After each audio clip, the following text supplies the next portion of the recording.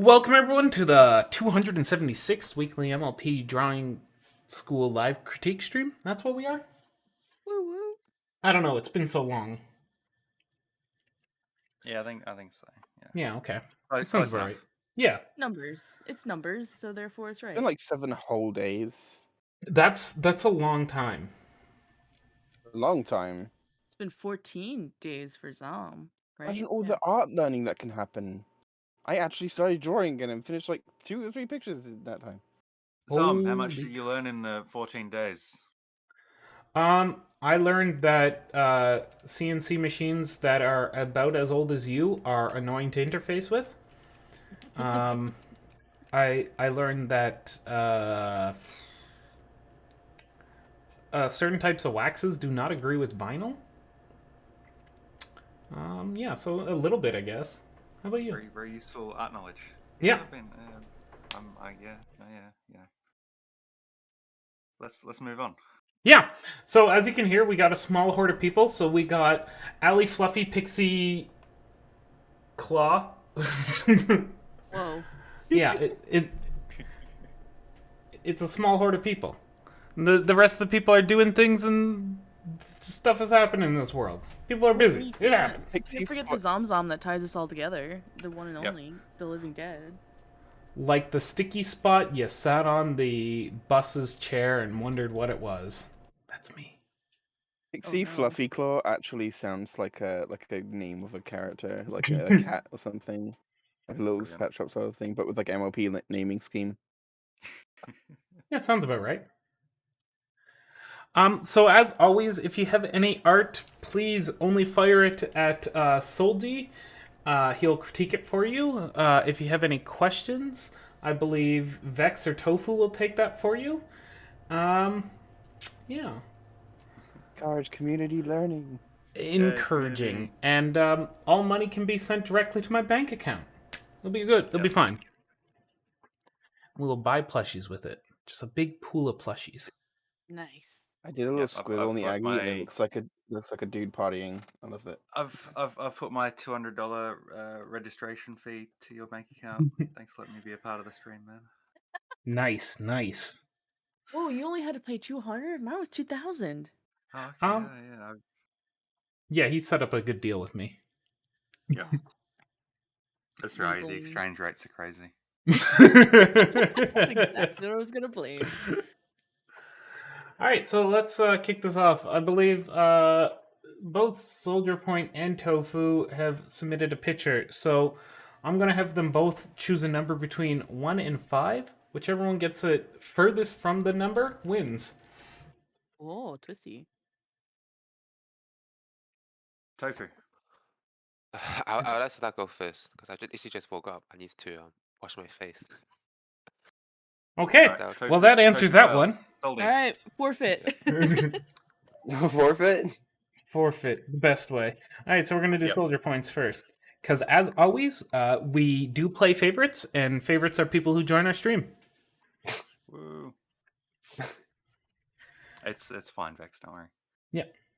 We didn't sign you up to any mailing lists. Well, You we only did. just, gave away your firstborn and your entire life savings. That's Yeah. all. Yeah, it's fun. Nothing important. It's for the art. Oh wait, no, they already had one. Oh, that's a bit weirder. Anywho, let's talk about your horse. You got any questions in particular about your horse? Like, how do you draw ears from the front? Because it still kind of looks like they're drawn from the side. I got an important question for you. Did What? you go out and hunt down those delicious references that 8 seasons of a show has generated for you? I have. Okay. Yep. Yeah. Good. Well- there you go. This is the best I could do. All right, let's move on. Next picture. All right. Whenever I'm okay, let me pick a color that like actually shows up. That isn't like oh my god. All right, green. Yep, green works. So from the front, the main thing is get the ear shape. the outside shape, all good. Yeah. You've got this area here, this specific area that like here is like one of the main areas that like connects the ear to the side of the head. Yep. So you need that space there, and you need like a little one up here as well. Kind of same sort of deal. Just connects the ear to the head, and just fill that in. Something like that. Ooh. Something along those lines. And if you want to, you can mess around with it. You can probably do something like this or like whatever or something like that. But whenever I'm like going and doing like front facing ears, that's pretty much my thing is outside of the ear, and then create the inner bit, and outside of the ear create the inner kind of bit, sort of thing. Yeah. It's a good simplification to just like get the ear shape roughly, sort of thing. Hmm. And like if as your ears twist and turn around, so for example this one is kind of this right ear, it kind of, you normally would have like a bit of a bump up here, and then boom, and let's say that it's like sort of twisting back around. Well, you just need to draw like one side, and then that would continue kind of on around the other side of the ear, so that like conveys that the ear's sort of twisting down a bit, kind of thing. Yeah. That's how I tend to simplify ears, just because it's a really simple way, and it kind of like shows which direction they're facing. So that's what I use. It definitely helps a lot. But really good stuff. This horse looks really well drawn. He's Thank cute you. patootie. Like the little blip. Blip. Blep, blep so far. Oh, something you could I don't know if you forgot to add, but little nostril lines. Hmm. I don't think I think they're cute. Yeah. I don't even know if I have drawn nostrils at all. They're just a cute little accessory Detail. to the boop. It is a good thing to include them usually. Yeah. Just on the corners, Hmm. something like that, roughly, kind of, sort of, maybe. I don't know.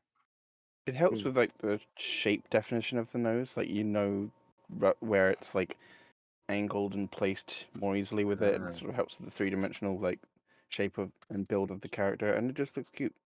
Yeah. Gives you more of a target for booping. Yeah. You would know. Something that might be interesting with you have these like blush areas here. Yeah. Something that I like to do is I like to have like a little one here as well. And just for me, I like having the tips of the ears have like a little tiny bit of blush on them as well. I have to wait for the stream to load. Yeah. Okay. Sounds like a chat.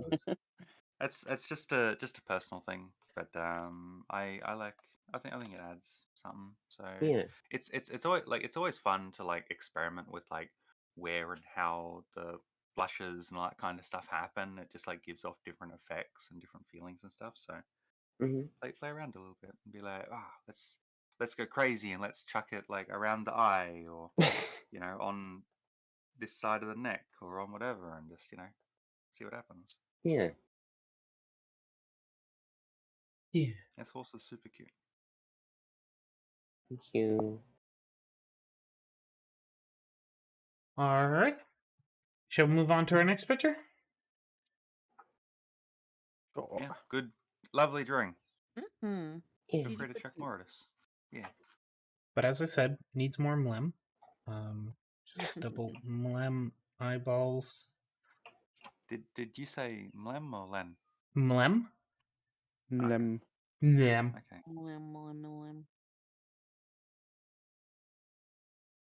All right. Tofu. Wakey wakey. Yep. Are you I'm alive? half awake. You I'll had a take that. question about this decidedly not horse picture. Yes, that is sneaky. It's actually a horse. We just have a condition. It's just a skin condition. Yeah, just the condition. All right.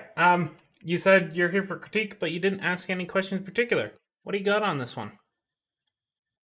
What I guess questions do you have? just um uh, um a question I guess could be like about a texture use the texture brush. I reckon. Yeah, that could be a question. But otherwise, I'm just looking for general critique because I feel like it can definitely still be better. To be honest, like yeah. Mm. So yeah. Hmm. I think the textured brush stuff turned out pretty well. Yeah, I've no complaints about that. I know I said this yesterday, but the head shape is just oh I love it. I was You could maybe uh pull this like left eye just like a little bit up and towards the middle. Mm-hmm. It's good to look at this center of the beak and then like how far away the far eye is versus how far away the close eye is as like a mm, bit of a gauge for like getting it roughly even. right. So just a touch towards the center could probably work.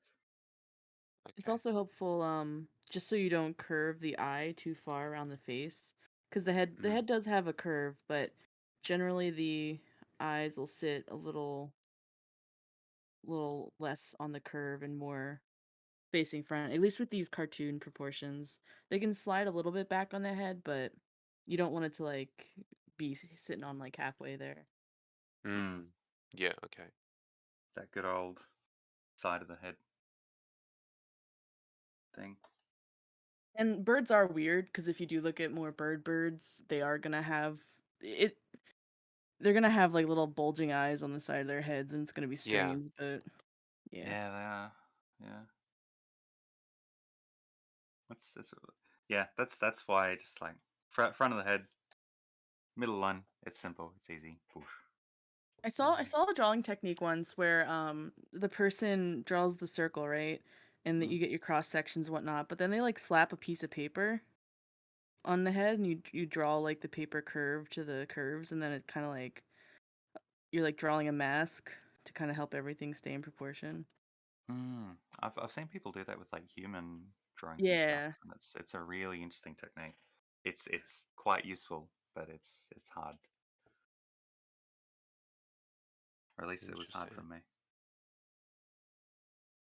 I kind of moved the eyes a bit to the left because I saw that sometimes when you look into stuff in perspective, sometimes the left one looks like it's closer to the beak, and the right one looks a bit distant. You know what I'm saying?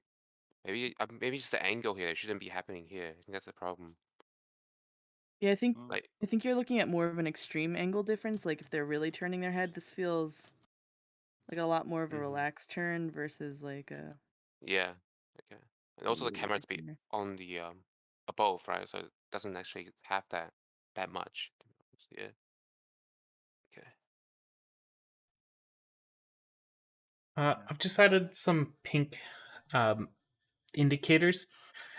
You have this wonderful catch light, or this highlighting that's going on with this wonderful pink. Doesn't really show up in a lot of areas, but it seems like it is your main source of light is this pinky sort of color going on. So I would just carry it through for a lot of your highlighting points. Just sticking it on there.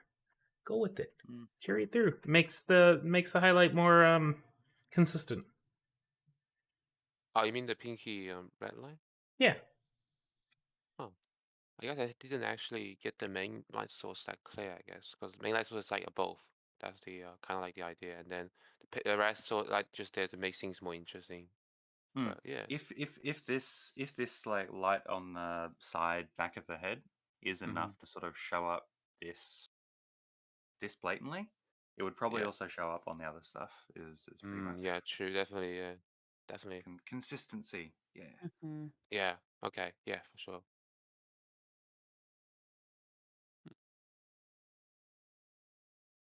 yeah. I think 3D forms of hair is always hard Indeed. because Yeah. it's hard to like sort of get specific, like separated sections and have it look good and all that sort of stuff. You have to be like really deliberate and all that. Yeah, for sure. You could maybe make the wings a bit bigger, or at least just like push them out a little bit more. At the moment, it sort of feels like they're like little tiny baby wings. Yeah. Just a little I bit. was I wasn't too sure. I wasn't too sure how to do them, to be honest. That's yeah. Okay, Mm. that's why I kind of tucked them behind, and also plus the shoulder patch, you just hides them even further. Yeah, I think just because of where they are and because they've got like such small radius curves and all that sort of thing, that's kind of like making them seem small. So just like be bigger, be more deliberate with the shapes, like something like that, and like it'll you won't need to add too much, but it'll like sort of make them feel like they are more close to sort of probably the size that they should be. Yeah. Okay. Yeah. And I would also say, your shading's been really good, but I think you could start getting into some smaller detailed shading spots. Like this whole area has no shading whatsoever, but this is all fur up here that's gonna have, light affecting it. You can really start to define these secret areas, so we can get a better idea of, is this the hair peeking out or is this fur going over the hair?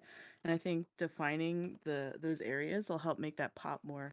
Especially like with over here, any kind of tuft of hair, even if it has a bright light streaming in on it, maybe up here you might get like a pocket of shadow because of where it's touching, or even up here there'll be some nice pockets of shadow. Just those little details, starting to focus in a little more on that stuff. Yeah. Okay. For sure. Hmm. I was thinking, how can I do hair with texture brushes? The way I'm doing it right now, I'm just going out over with big strokes and then just trim it down slowly. I just turn the original stroke into eraser, just start trimming it down. Is that how you guys do the hair? Or is there a better way to do them? I'm pretty lazy with my hair, to be honest. I tend to like have just a big overall, light to dark sort of thing, and then I like chuck a anime style highlight thing. So I'll decide like, okay, the highlights will go sort of along this line, and I'll keep that in mind, and I'll be like, Yeah. So how I do some it myself is, yeah, I do something pretty similar to what you've drawn in terms of like the shape, but then highlighting. I usually, if I can just get to do what I want. I usually do these sort of like little dashes and blobs that sort of like vary in width and shape. Usually start thick around the start of a highlighted section where the light hits the most, and then sort of peter off like this. And sometimes I sort of bend the direction like this to around the shape to make it have some more shape and texture to it. But it's fun to do, and Ah, it's pretty yeah. easy. And unless you look really close at it, it looks pretty good from a distance. That's just me. Oh yeah, Yeah. I've seen people do that outside before. Yeah, exactly. That adds so You much more texture to it. you can also so give me for a second. All of my tools are not actually set up because I have a new computer. Um, sometimes I will sometimes fade the. Why are you not letting me do it? Oh, the opacity's at 0. That would be why. Ooh, uh, I know there's a way to make the brush bigger or whatever. Sometimes you can sort of like fade it a little bit towards the middle just to make it look a little bit better. But I'm not doing a very good job because I can't get the tools to do it.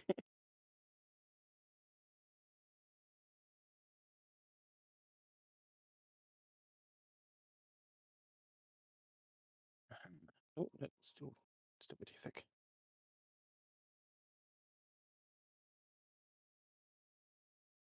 Yeah, something like that.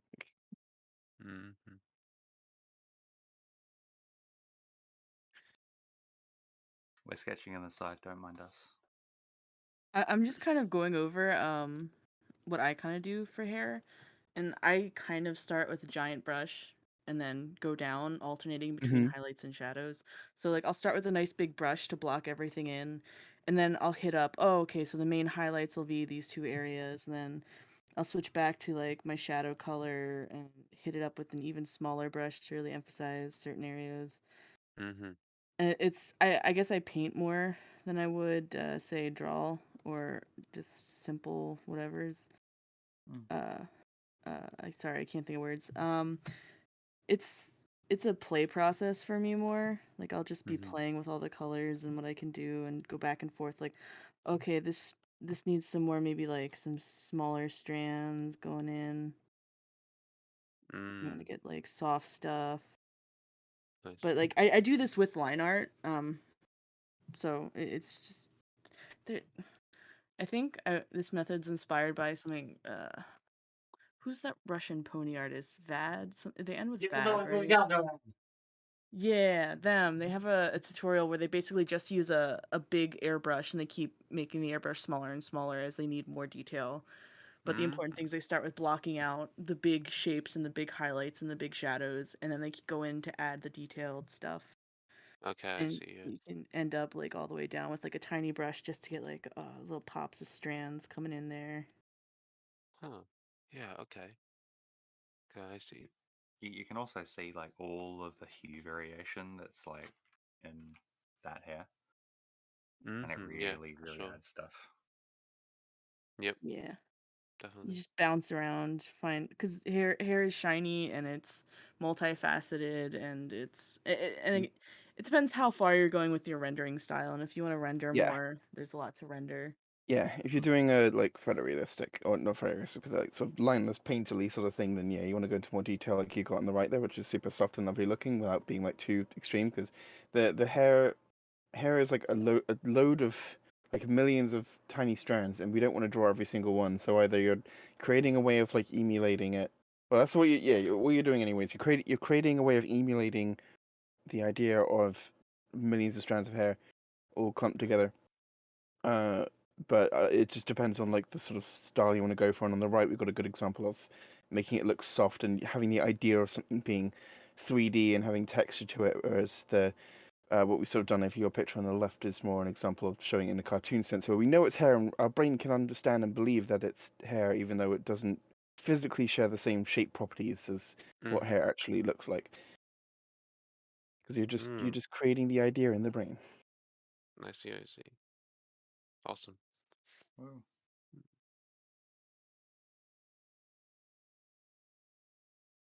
Like a million bites on my knee. Fucking hate mosquitoes. Yeah, good picture. Keep Yep, drawing and critiquing people and chucking stuff our way. I see, I Doing see. all the Okay. things. I love it. Also, you should take some time and start critiquing people. Be good. Yeah. Yes, Homework. No, I that's get not a it. joke. Seriously, it's Yeah, it will great for help you. your. It will help them. Yeah.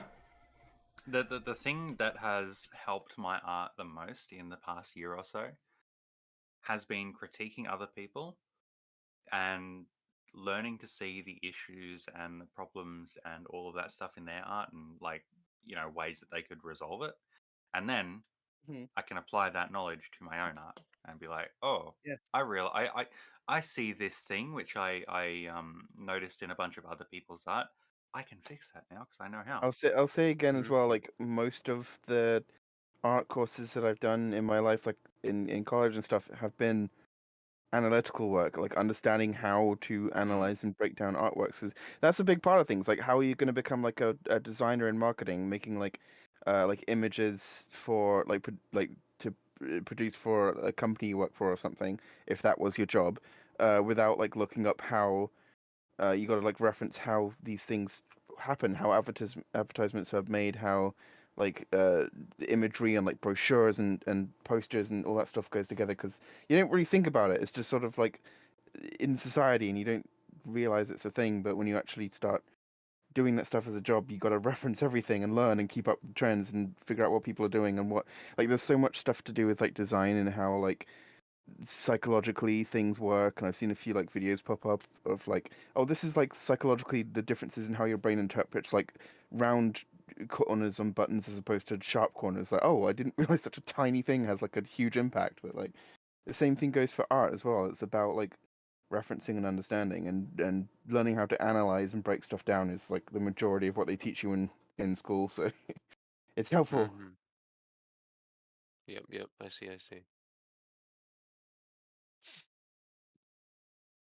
All right. Shall we move on to our next person? Moving on up. Thanks, guys. That's all we get. Good work. Keep up the stuff. All the stuff. Okay.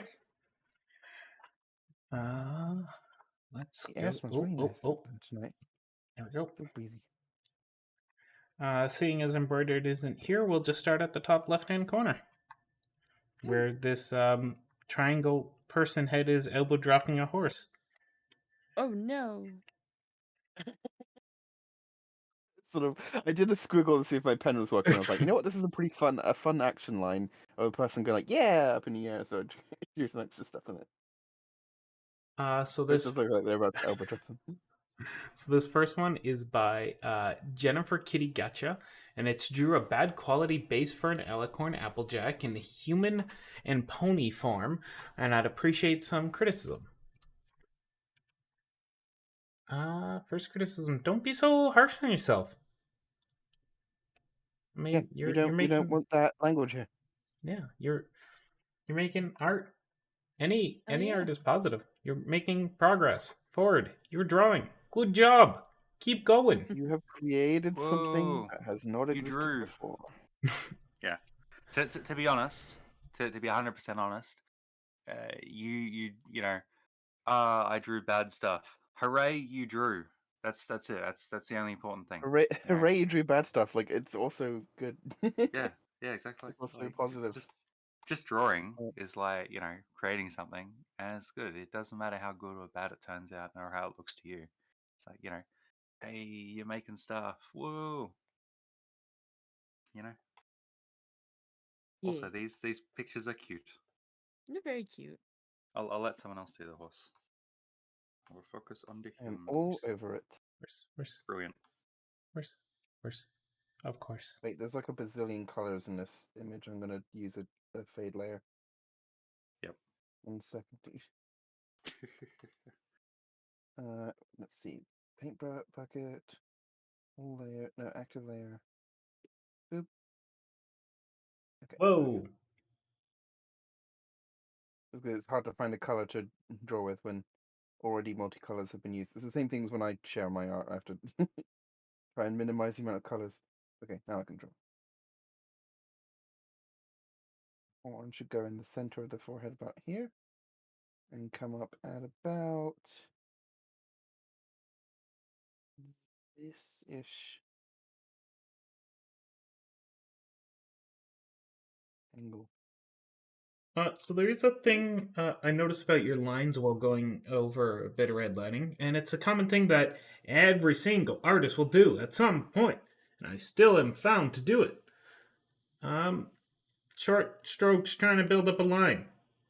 It's more prominent on your neck area over here and your legs over here. Less prominent in some other areas like your belly. Your belly actually worked out pretty well. That seems to be a pretty stroke. Why I'd like you to try and avoid this.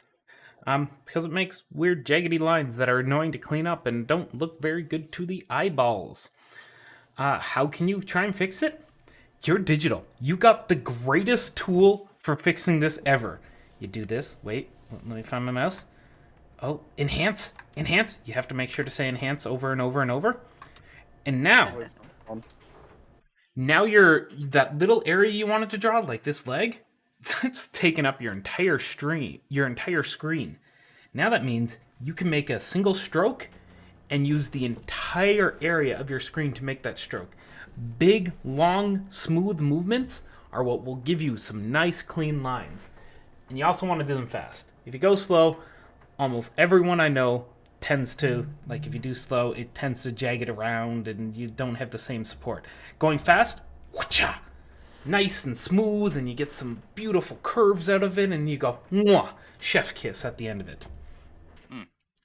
It also, this doesn't look very confident, and it kind of shows through on your drawing. Whereas, boom, it doesn't matter if this looks a bit wrong or if it doesn't exactly match like where things should be. It looks confident. It like it imbues that into your art. Also, I'm just moving this leg a little bit because something that can be really cool with like horses is to think about the let's say you're looking at a horse from like above, and here's the head, and you have the four legs. Think about diagonals. So like if this leg is up off the ground, this leg can probably also be up off the ground. If this leg is, forward and doing something like that, this leg can probably be back a little bit or something like that. Just think about like doing things in diagonals, because that's kind of it's a good way to sort of maintain balance and all that kind of thing. So for example, you've got this leg up here doing this. So this is the opposite leg. And I'll have this up doing this kind of thing, and then I'll have this other leg flat on this leg behind, flat on the ground kind of thing.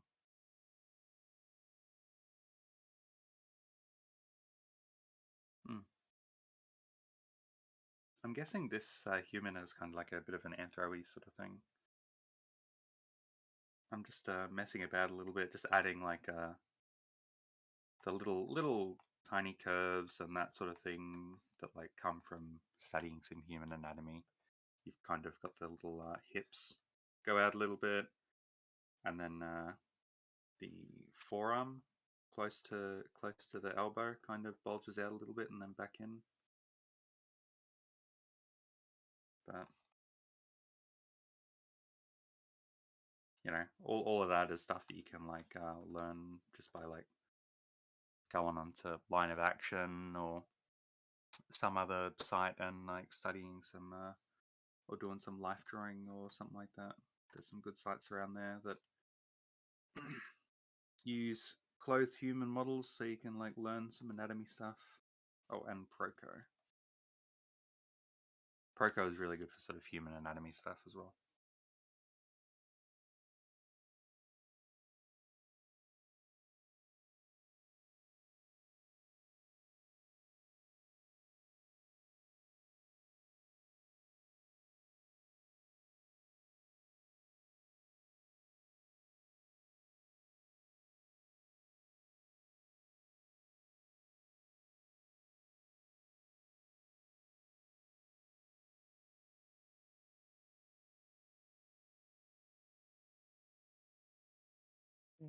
Yeah, Yes, Colgate. Very awkward silence. We're all busy Well, drawing focusing and thinking yours. about art. I hope some of my sort of draw over here is helping to some extent. Yep.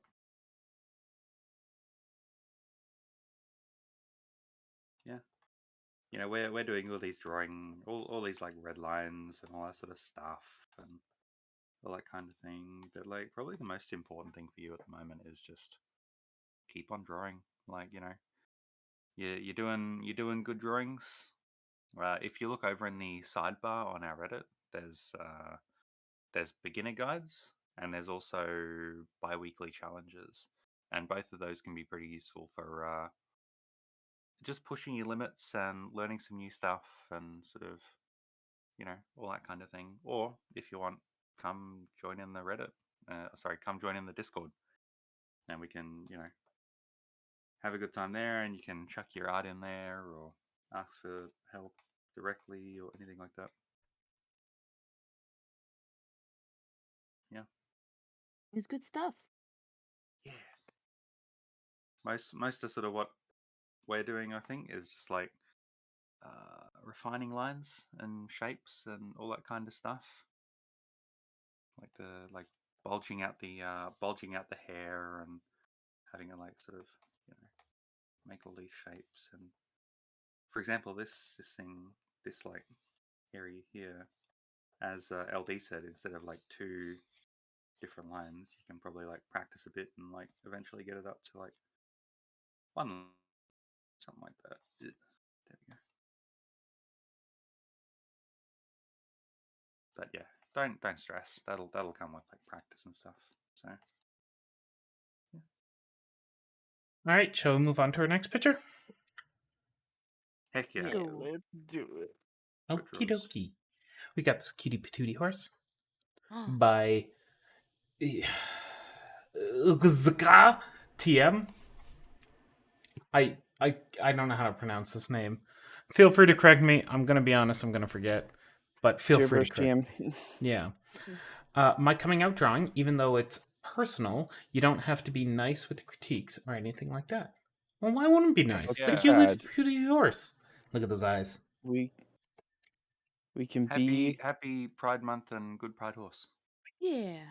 Shut off the can fade be layer nice and look at this. Look at these beauty eyes. They got little hearts in them. Aw, so shiny and so cute. cute. So good.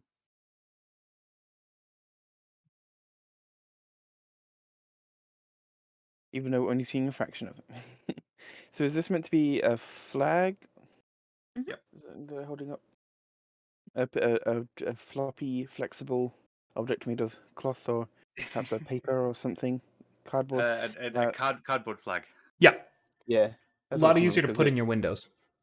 it is a rigid shape. So if that's your intention, that's absolutely great. If not, then it's kind of hard to if you're holding if this was meant to be like a sort of cloth flag, because holding it like this, it would basically be. Ooh, where's my pen? It would basically. Nope. Let me draw, please. I'm on the fade layer. That's why. Denied. It would be flopped over like this because that's how like floppy things happen. So if you wanted to hold it like straight, you'd have to hold it from the corners, like here, because the sort of tension would be going out this way. And it'd be holding, gravity would be pulling the thing down, which would be putting the corners here where you want them to be, which would be creating the square. But if it is a cardboard thing, then it's fine. You're holding it perfectly fine. Heck yeah.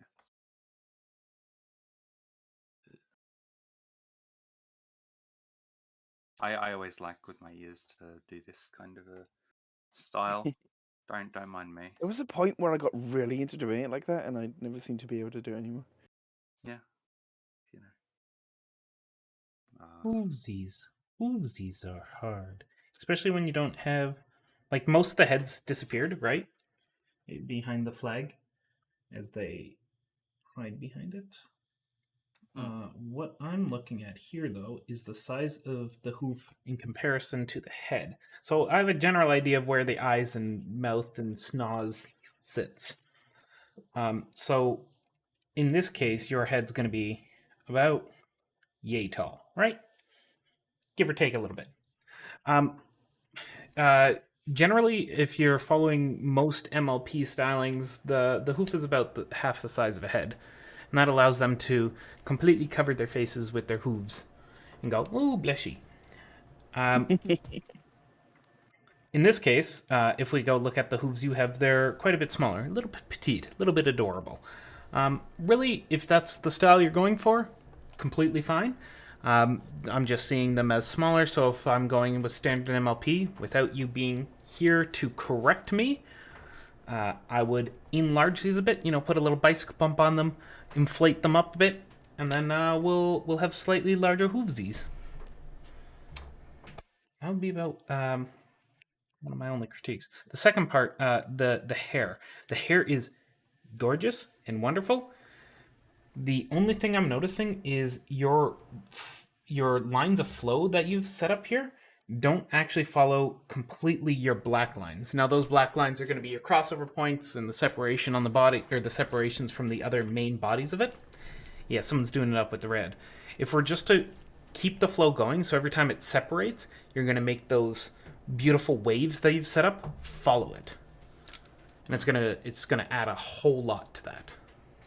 It's just keeping things a little bit consistent. Like Yeah. you could probably do something like get this one to just follow along a little bit, and that'd like kind of get this line in there, and then let me get a black color, and then for this whole thing here, just a simple something like that, or smaller in line with sort of the style. That doesn't need to be a lot, but just something which sort of reinforces the existing kind of stuff you're going for. the stuff that you're sort of shading is expressing. But it's fine. It's all good. No stress.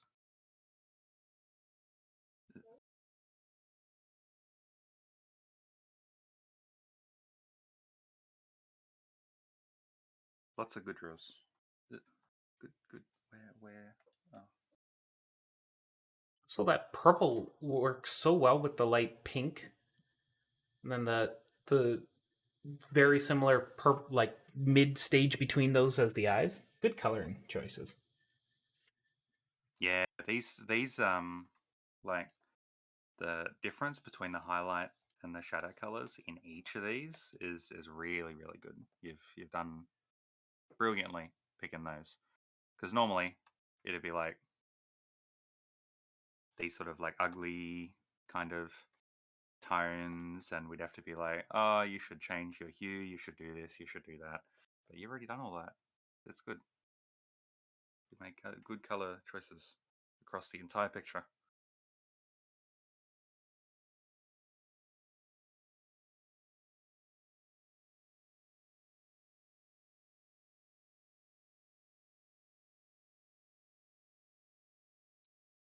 Okay.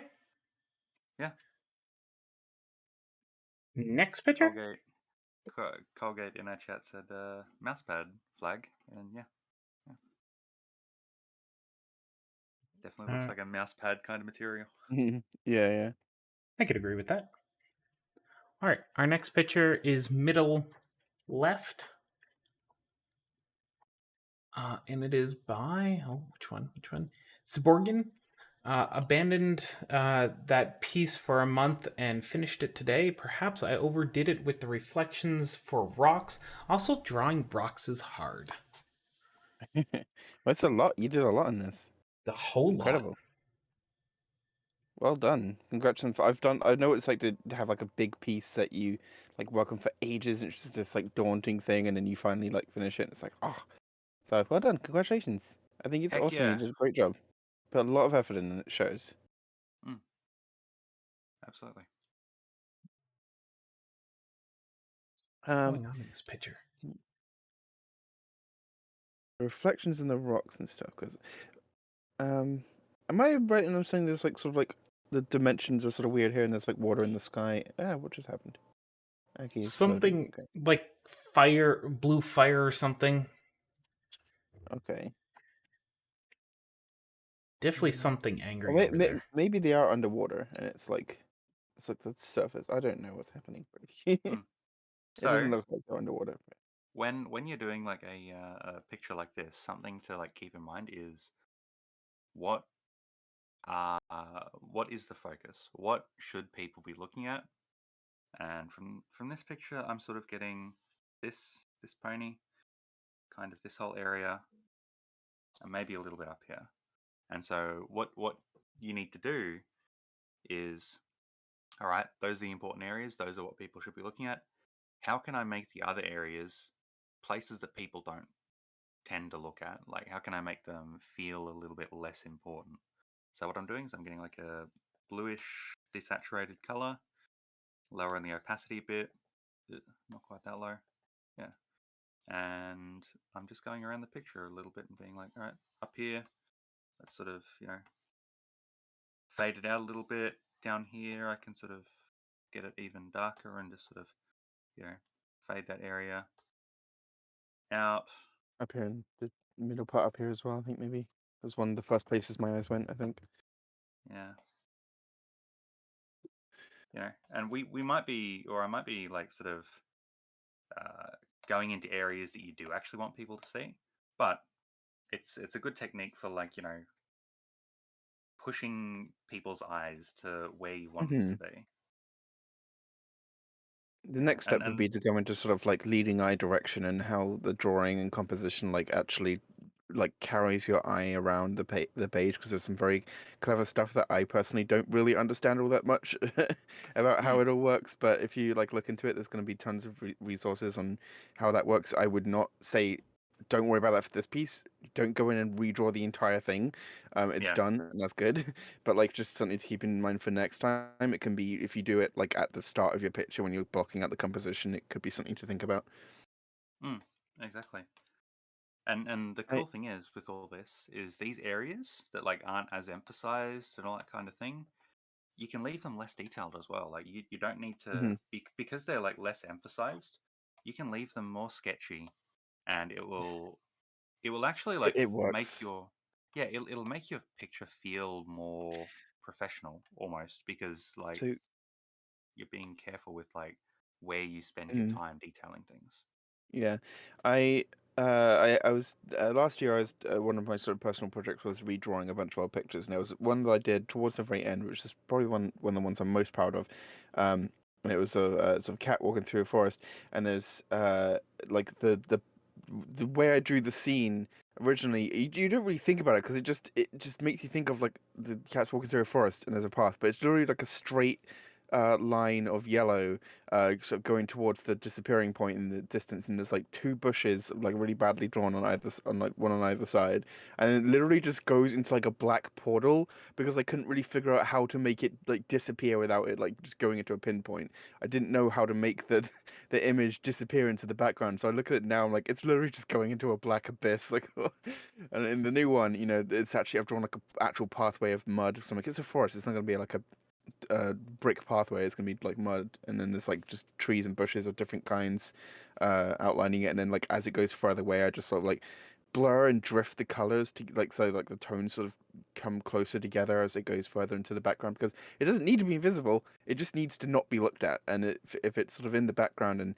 not quite as contrast or stark, then you're not going to be looking at it. As what Pixie said is very true. I wanted to just say, I wanted to point out, like, so, like, you were talking about the reflections on the rocks, and I assume you mean this stuff going on here, and then, like, the reflections, the sort of, like, red shadows here, and the reflections here. I'm assuming that's what you mean, coming off of this light source. Boom, yes, they're glowy. I do feel like, though, the red in reflections is very strong.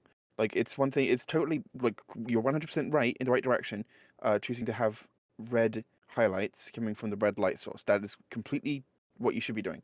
I just think they are very, very stark, and the material I think we have for these blocks is more like a stone texture. I don't think they would be so uh, reflective that would be getting such a high contrast, high saturated color. I think it would be more of so like it definitely would be red, but I think maybe like spread it out and blur it around a bit more. I'll see if I can do some, but something sort of like just gives us like a bit of a ambient highlight of, oh yeah, there's some red splashing off of this because of the character that is shooting red everywhere, and sort of spread it around a bit, put more on the stairs, like it's close to where, I mean maybe not right under the feet, but it's close to where they are, so why wouldn't the light be stronger there, you know?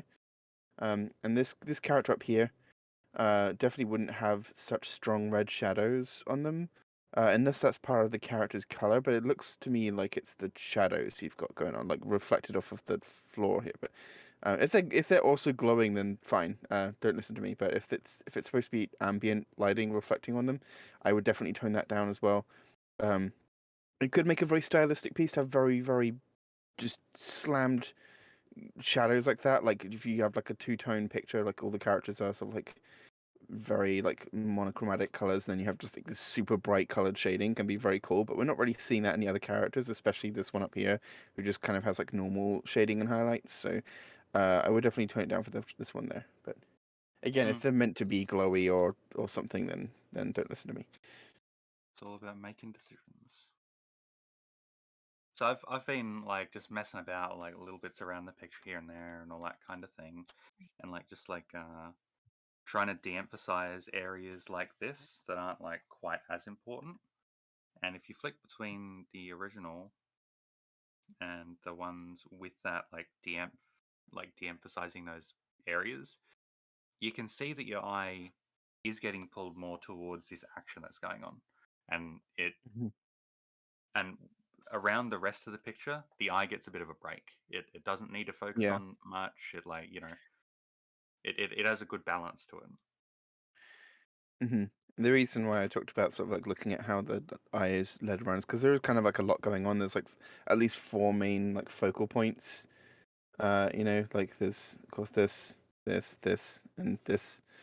And that's but like it takes the brain a moment to really take everything in, because before, certainly especially before Pixie sort of talked about the de-emphasizing the background, you've also got like things up here and there, and then like the brain's sort of being led all over the place in like directions, trying to find things to focus on. And so it really helps to, well, Pixie took away these, uh so now we're just left with this, but there's still like a lot of separate things happening, and it can be very helpful to just sort of think about describing the action in a way that's unfolding as a story, with just the still image. And that isn't an easy thing, I understand, but that's what I mean by that. Is that's sort of the direction that I think would be very helpful for you to go into, is looking at artists and how they've captured single scenes of action happening and how they've made it feel cohesive and like it's telling its own story that makes sense,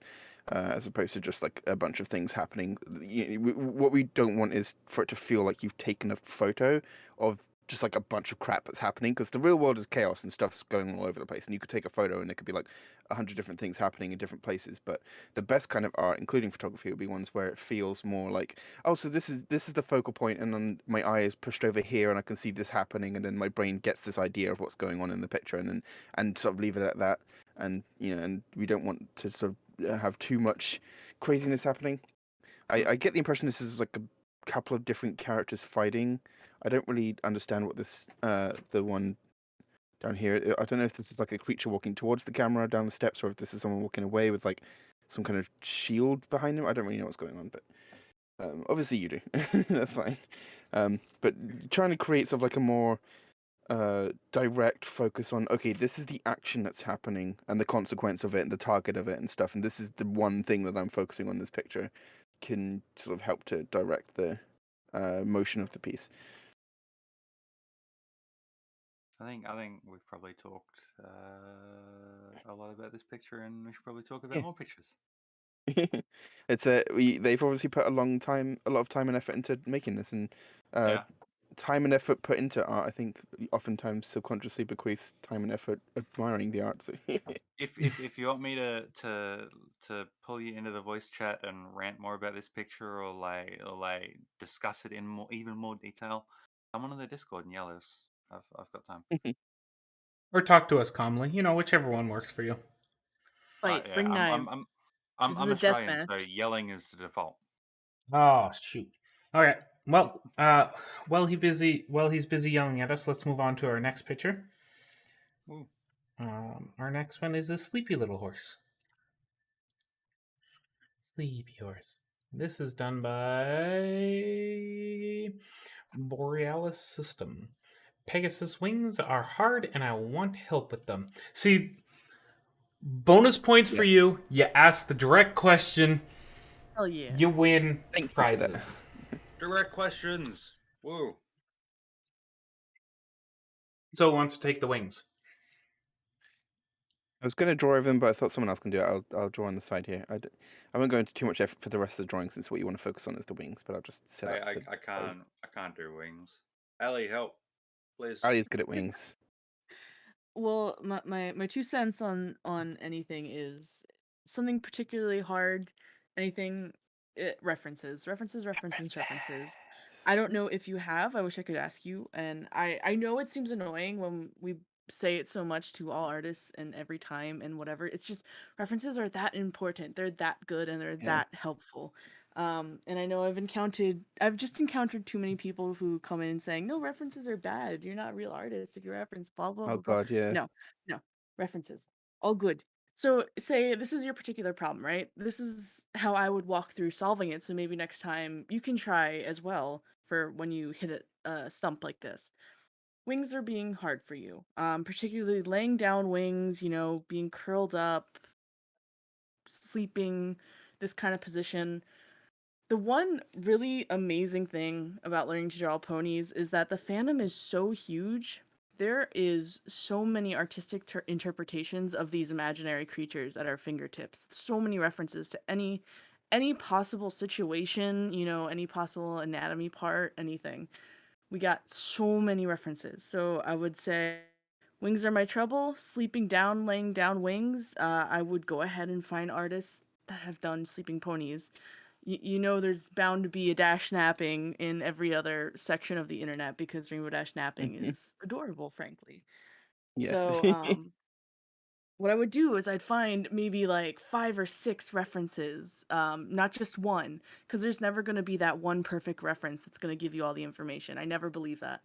Um, so 5 or 6 Mhm. references. You get them all up, you get them together, and you slap them all onto your canvas. Or since you're doing traditional, print them out. And if ink's an issue, you can always transfer them to grayscale or black and white to save color. There's a bunch of ways to go about that. But I would take those drawings then and draw over top, not necessarily trace. Tracing is helpful, but not just like going line for line tracing over top. It is worth Um, trying just to get the feel of it, but don't rely on it oh, always or too absolutely. much. It won't be such as like I want to draw this, so therefore I will trace over it and I know how to draw now. It's Yeah, it's it's not going to give you all the answers. more Good more practice. involved than that. You have to break down the shapes. So like Uh-huh. if I was say this ear you drew here, to get this ear shape, like okay, so it's kind of a triangle. Okay, I can take that. I can draw my own head and say, okay, the triangle is about halfway on this circle that the head is. Oh, look at that, more shapes, more shapes. So then I can do my halfway mark and suddenly, triangle. And it's coming together slowly but surely. But with these basic shapes, with these references, you can figure that out too. Same goes for wings. You just would draw over the wings. You would, dissect them, be like, okay, so a wing kind of looks like a football when a pony's sleeping. That's an exaggerated one. You can go smaller because pony wings are like little cutie patootie nuggets. Celestia's wings are like chicken tenders. Regular pony's wings are like chicken nuggets, smaller, cuter. They're like a football, but with a point Perfect analogy. for those feathers. So Yeah. it's like, ooh, and Fluffy drew an amazingly cute little wing there. I'm sort of displaying the sort of joints of the wing a little bit. How it's really just like an arm. It's got the same joints. And the wings are like the feathers. It's really worth thinking about it like that. And I know like what you've drawn is not a pony with the wings spread, but it helps to understand. Okay, how do we go from this to them folding up like this?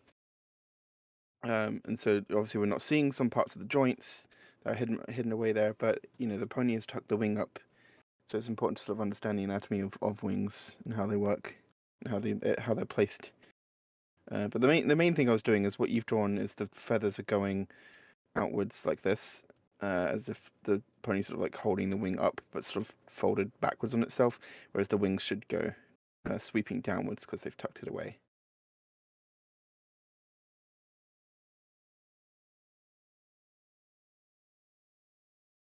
So that the ear should fold back if there's the no, not completely necessary, but if a pony is like quite relaxed or lazy man, usually the ear sort of falls back.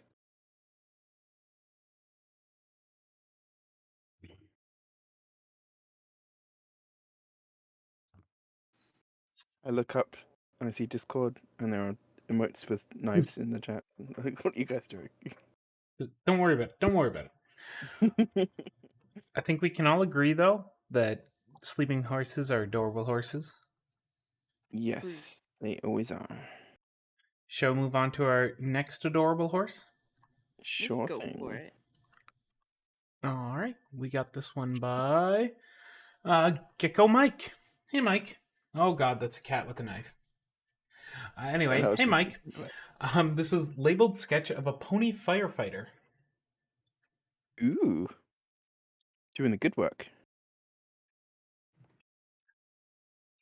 Where on the I can totally see like the mask. I feel like the way you've drawn it is very nice.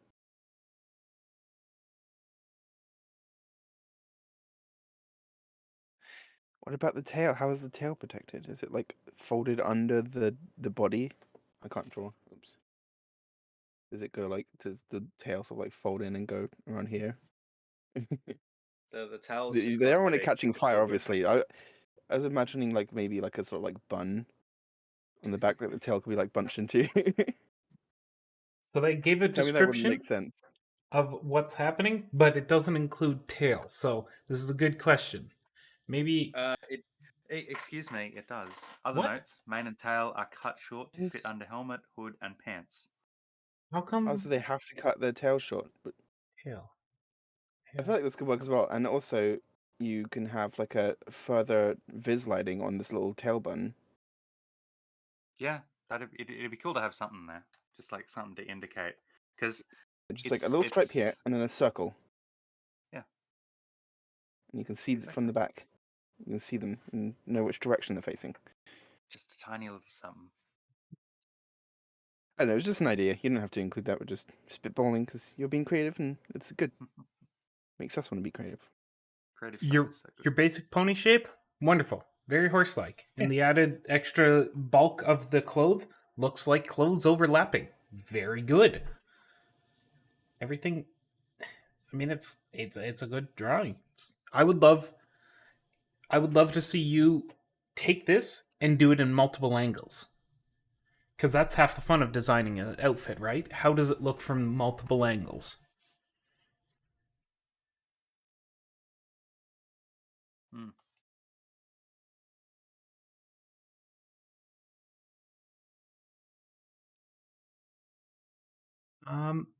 For your areas filling in here, I know you're just trying to like fill in an area by basically doing that.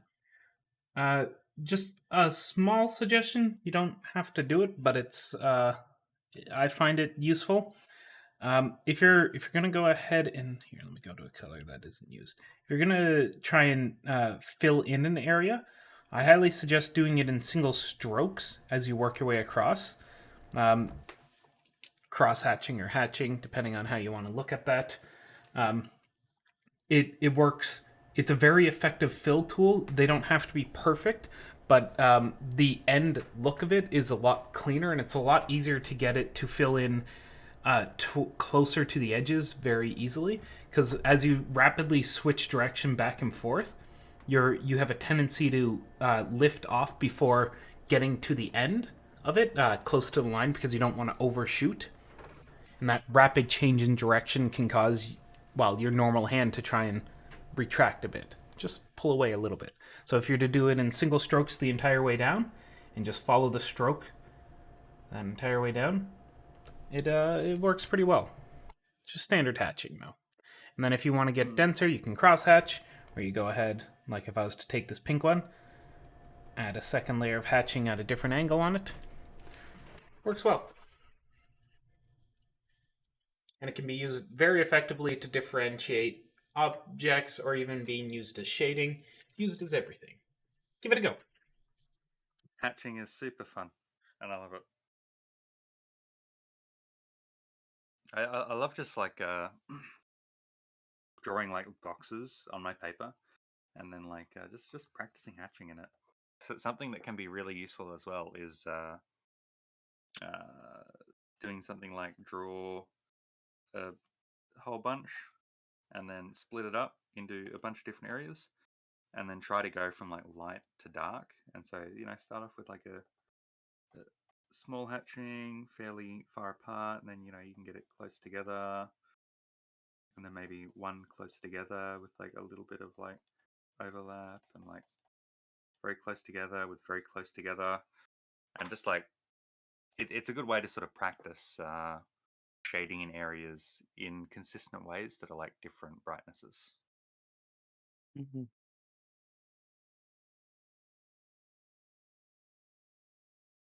So this isn't a digital art, but I've done sort of like high vis patches and characters in digital art before. It's very interesting to try and figure out how to make them look right, because high vis, like, like the little like white straps that like reflect in headlights have such an interesting look that like it's really hard to replicate. All right, shall we move on to our next one? Good drawing. All right. News just in: CPC's alive. Yeah. So we got a picture by Wolfie underscore Reddit. So Wolfie, it's Spike. Spike is Alistair. It came up and is kind of clearly showing the body is a trace. Now, before anyone throws up their hands and you go, oh my god, they're talking about tracing. Tracing is not a bad thing if used correctly. Mm. It is a wonderful way Yeah. to help you understand the decisions and the makeup that another artist has done to create their character. Mhm. I can't tell you how many times in the past I've traced things for the sake of like I need to figure out how this works, and I'm having a lot of trouble just like using my eye and then figuring out how these shapes translate onto the page. And I tried like tracing first just to sort of get the feel of okay, it's like that, and I like go over it and strengthen it, and then I try drawing next to it, and it can be useful. In fact, and of course, like it was never with proper equipment. It's always like held up to your computer screen with stuff like blue tacked onto it or like up to the window or something. I think one time was actually on a computer screen in a college classroom, like feet from an actual like light table device, because I didn't really know what they were. So It's that was funny. it's not a bad thing to do. For learning, Now, but not yes, for stealing. yes. You're not trying to sell this picture. Fine. You're Mhm. my suggestion is in your posts or whatever, cite your resources if you're doing Yeah, this. Be like absolutely. the body I was unsure about. I was trying to focus on the head, so here's the image I did. Link to the 100%. original artist. That's It's very, very 98% of the time good enough. Yeah. And on the sort of subject of the tracing part, we're obviously not going to be critiquing that. We're going to be looking at the head because the lines that the trace is built from, aren't sort of here for us to be critiquing. It's not really fair for them. Yes. The only reason I bring this up is because someone in the comments bashed you for tracing. They're wrong. They're just wrong about this. Yes, it's traced. Yes, you didn't say anything, but it's fine what you did because you're using it as a learning tool. Mm-hmm. So I don't want you to be too discouraged by this insidious person. So now what might be good is just to like take a trace like this and then like maybe like around it start just sort of like going off of like okay, well, so like maybe I'll figure out how the arm works by just like copying just like this little bit, like oh, so it's like this. Oh, and I can see that like the elbow sort of tucks in, like interesting, and there's like some crease lines. So that like okay, I'll figure out how to do that. And and you can you can take it and then like and sort of figure out each little part. If you're not ready to copy the entire thing elsewhere, you can like sort of figure out each little bit next to it, because it helps you get the most out of the learning. Yeah, break down your references. Yeah. Tracing the over like is exactly. yeah. So something you could do with this is, for example, grab all of this, all the body stuff, put it on a separate layer, turn it like low opacity, so it like ends up Like looking really low. like something like that. I don't know if you can see this, but so it ends up looking something like that. And then on top, Yes. you can like you can like mess around a little bit, Completely try to agree. like Because then you have it there as sort of like a visual reference, if you need to, but it's dark enough that you're not distracted by it, and you can break away from it a little bit and make it your own, and sort of like learn how the shapes move together and how to understand them. It's very good. yeah, you can Glad you he's can see the just lines, you can see the lines that I'm doing, and you're yeah. like, I can do this, I can do this because I've done like this sort of exercise a whole bunch. But this is a really good way to sort of like learn from other artists, is to have their work on there, put it really low opacity, Yeah. really transparent, and then to try to simplify it, and then all that Mm. kind of stuff. And then like as you go through and as you learn, you'll notice that like you'll get better at simplifying things, and you'll get better at like learning how your own stuff works because of this Yeah. and all that kind of thing. So, something else I like is it mostly works if you can get a transparent reference, or if you can at least vaguely crop out a background, is to just block it as like a full color silhouette, or sometimes use different colors for different limbs maybe. But so you don't have the detail of the lines or everything, but you just have like the shape, and you can like sort of put that to the side and use it, or on top, do what you're doing, what Pixie's doing now, and put it and draw over the top of it. But it can be helpful to sort of block out the general areas of a body. Like sometimes I'll trace, but I'll just draw like a very vague, like okay, the leg's sort of here, and just do like a like the, and just to get the idea of like where the body parts are and how big they are, where they're sort of moving, but not actually go into specific detail. And then I put that to the side or partially erase it, and then go using that as the reference. So that can be very helpful as well, just to help sort of block out proportions and positioning and shapes Yeah. and stuff without actually like using the drawing, because it's just different ways of interpreting the reference, which we've talked about before. Yeah, doing like tracing or very very referencing that sticks very very closely to the reference you use and all that kind of thing.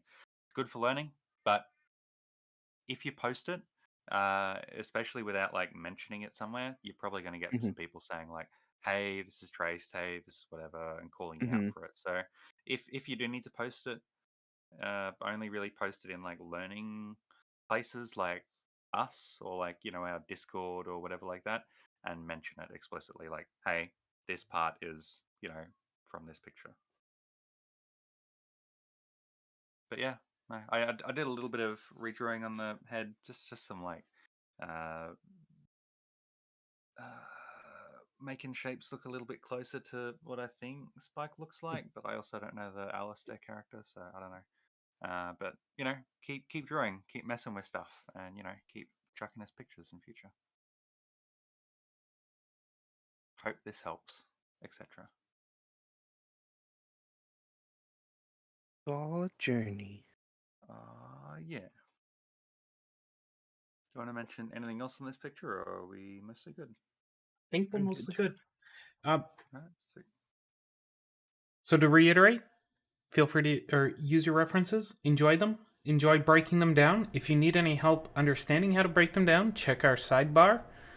You'll find a few guides in there under beginner guides and exterior guides and tutorials. They're both different buttons. Click both of them, go through the guides provided there, and we do have some great guides on breaking down references. Could be very useful for your learning. Yeah. And keep it up. Indeed. Don't Yeah, stop. learning. Don't listen to Yeah, the haters. exactly. They're stupid. They shouldn't have ever reported your picture. Mm-hmm. Good luck. All right, our next picture is by Embroidered Equations. You might know It's them. this one. Yeah. I love your pictures. You keep submitting such cool stuff to us. Is this a same sort of pose as the last We've picture? had this one before, but I assume that there is more to it. Yep. Okay. Cool. I was just making sure. Oh, that's right, with the hand and the cup. Yeah. Mm-hmm. LD will tell us. Yeah, I'm searching for the post or the thing on it. Sorry. Throwing this here for the stream because otherwise I'll forget. After some general critique, but more specifically on the shading and lighting, especially for ways that the red can look better in than just blurred outline around the whole thing. Now, I believe we've critiqued this picture before, like the base body, the what's going on here, but the shading and highlighting and all that wasn't done there. So let's go after that element on it. Yay. So, First, all right. Important thing. A lot of the time when people like talk about lighting and all that sort of stuff, what they'll default to is they'll say, okay, get you're trying to highlight red and all that, so get a red color, push it low opacity, and just go over the top. And that doesn't work, unfortunately. I wish it could. It'd be perfect. But what will work is, I think I've said this before. I've probably said this to you like 6 times. So if you've said it before, if I've said it before and you already know it, it's all good. Don't listen to me. But for example, if I want to add some add some red to this hair color. Let me pick the brightest point. So this is the hair color. I'm going over to my like hue color saturation sort of wheel, and I'm pushing the hue slightly towards red, and maybe a slight bit like warmer of a tone. And I end up with this color. What this color is this color is this base color with a little bit of red in it. And so like when you do something like this, it's very subtle, but if you do it consistently, it kind of tricks your eye in, oh, there's red light over there somewhere. And the more that you push the color towards red, the more like extreme the light over there feels and all that sort of stuff, and the brighter you push it, the same thing and all that kind of stuff. So that's kind of like just a general. That's my general process whenever I'm trying to like add light into a color. Is I start with the local color, which is basically like the color that it would look like if it was under plain white light, and then I just push it towards whatever color the light source is.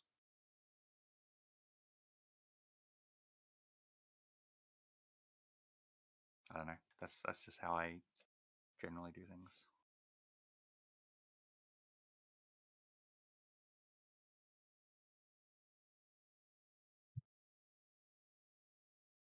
I'm gonna be honest. I haven't done digital shading and highlighting in a long time. Traditional workflow is a little bit different. At least when I do it, it's a little bit different for the build Been up. sort of avoiding it most of the time, shading. I'm trying to get more confident with pushing myself to do it, because it's always just that like speed bump you gotta just like push over to like, okay, yeah, I'll put the effort in to do the next step. And it's always worth it, but it's like so hard to get my brain to be like, energy, spend it on this, please. So I do notice you got some interesting secondary reflections going on here. So it appears as though the character is backlit for this picture, which adds this really nice halo effect going on them. But it's backlit to the extent that it's more hanging around the shoulder as opposed to actually being truly on the back. So areas like the sleeve here, I would personally, I think I would just completely avoid putting the highlight there. Just because if there is going to be any light sort of grabbing the edge that we can see, it's going to be so minimal. I don't think I would do it. Same idea with what's happening inside the jacket here. Whoop, like there and there. Just because if the light's coming from the back of the object, unless if the light's seeping through it, and it's thinner towards the edge, you aren't going to tend to have light catching the corner of it and really making it pop for you. Because at the end of the day, it's still consistent light. It's not like it finds an edge and tries to wrap around like some type of like smoke flowing at it. It is a ray that is being shone across it. So unless if it has a reason to bend light, like there is a rather large gravity well hanging around inside of it, it's just going to be hanging around the edge. And in this case, because this awesome looking jacket appears to be turning slightly in there, we wouldn't really be seeing the highlight inside of it. Unless, of course, that's the coloring and it's like some type of highly reflective, retroreflective stuff. Unsure without you being here to bounce that off of. Just my 2 cents on that one. But I mean, overall, dang, your pictures are looking great. Hell Absolutely. yeah. It could be useful. Something that I think Sandor said to me when I was like trying to look at lighting and all that kind of stuff and having it look defined is to start off with sort of a flat picture, and then for like each color of lighting. So say that I've got like some yellow light stuff.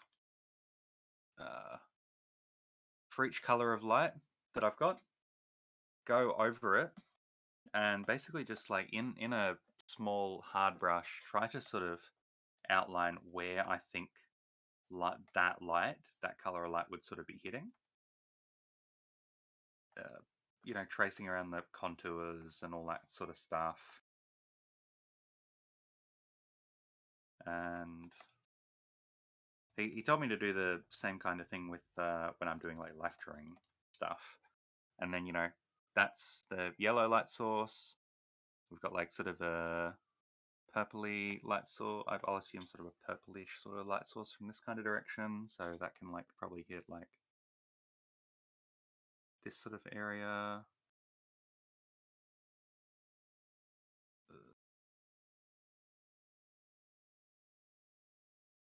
Probably all in here. Something like that. And then try to like basically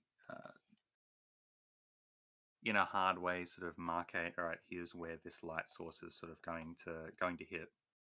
And then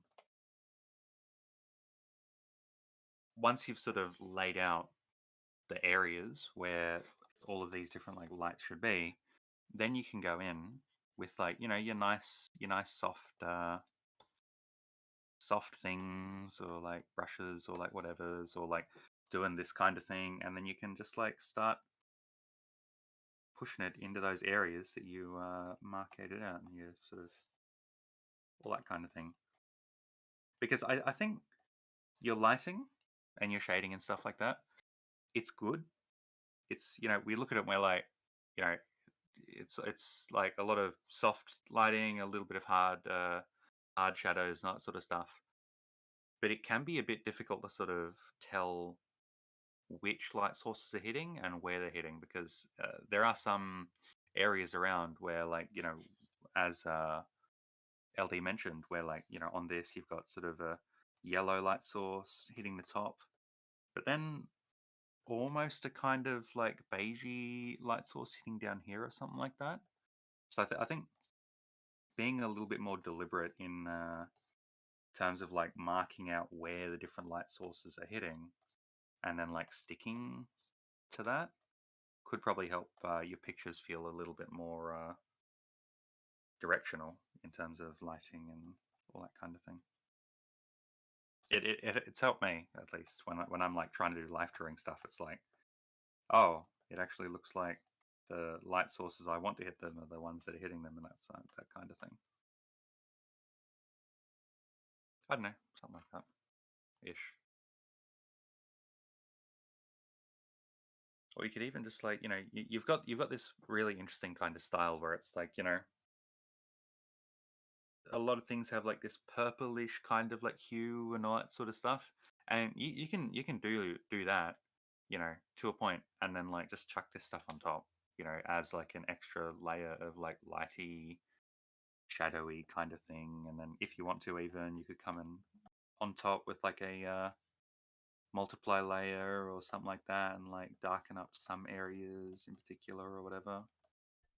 You know, I think you're like on good tracks for like a lot of this stuff. Like at the moment, it's just like sort of about refining and about trying to, you know, all that kind of stuff. You do good art. You do very good art. If anyone has anything else to say. No, y'all did good stuff. Good covered Hmm. everything. Mhm. Everything? Everything. Yep, that's it. We're kicking you from the server now. You've gotten Yeah, your you graduated. lifetime supply of critique. That's it. All right. Well, hey, bye, pen. Anyone else have any other questions? Any other art they'd like critiqued? Any other LD, what? Hi. could you zoom into this area for a sec? Just over here. Oh, On the right. possibly. No, Get a don't. block. CE, don't. Nothing's here. Ali, I swear, if you keep lying, I'm Nothing. gonna... Nope. Nobody's here. Nobody's home.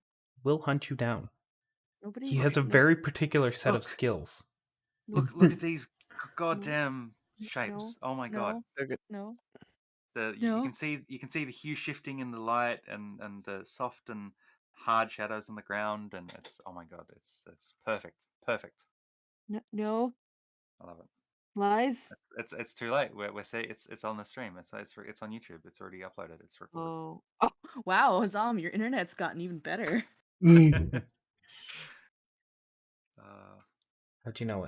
These things, these things, like, oh my god, I live on them. If it's probably because like I did graphics a lot in school, and in that there was a lot of drawing cubes, drawing circles, drawing triangles, all that sort of stuff. But like all of my lighting knowledge is just built on top of like having crap little squares and stuff like that, and then just trying to and then like having a bit of a light source, tracing it down to the ground, tracing the sort of points along, and then doing this and trying to like build up shadows from that. That's like the entire of my lighting. It's just built off stuff like that. I mean, like, my 2 cents about the whole concept, people tend to not want it's like, oh, you're just drawing circles and boxes, it's so boring, blah, blah, blah. I'll say 2 things. It's really satisfying to just render out a really nice, simple shape. And it's not a full pony, yet you still get this thing that's like, whoa, that's impressive feeling. I don't know. And the second thing is, if you can if you have colors you're working with and you're not sure what colors you want to do for the whole piece, you can kind of make yourself a cheat sheet, right? You just like, okay, my base color is purple. So this is Twilight Sparkle. She's going to have like a slight orange light thrown over her. You make yourself a ball or a cube or whatever shape and you render that out, and all you have to do is color pick from that ball to get the shading for your actual picture, because everything's figured out in this little shape, so you don't need to figure out anything else anywhere else, unless you get like reflection colors and all that, but that's like going even further into the shading. But all your base stuff in that blob, easy to obtain, super done, all good. And it's fun. It's just fun. Let it be fun. Okay. See, look at that beautiful Twilight. Beautiful. This is how you make the perfect bean. All right. Well, with that critique stream done, we're going to be calling it a day. Thank you all for coming, and we'll see you again next week. Goodbye. Why? Bye. I Oh no, we said bye and